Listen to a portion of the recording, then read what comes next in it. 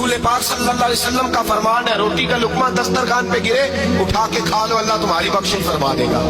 حضرت سلمان فارسی گورنر تھے، کھانا کھا رہے تھے، دسترخوان بچھا تھا، رسول پاک صلی اللہ علیہ وسلم کا فرمان ہے، روٹی کا لقمہ دسترخوان پہ گرے اٹھا کے کھا لو، اللہ تمہاری بخشش فرما دے گا۔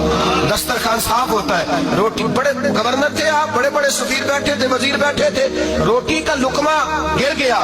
آج تو لوگ فیشن میں عزت ڈھونڈتے ہیں نا، وقار ڈھونڈتے ہیں کہ میں جدید دنیا کے ساتھ مل جاؤں۔ دیکھو عزت کس بات میں، حضرت سلمان فارسی روٹی کھا رہے تھے، سفیر وزیر نہ جانے بڑے بڑے لوگ بیٹھے تھے، کھانا کھاتے کھاتے لقمہ گرا دسترخوان پہ، حضرت سلمان فارسی نے سمیٹا، منہ میں رکھا، پھر انگلی مار کے دسترخوان صاف کیا۔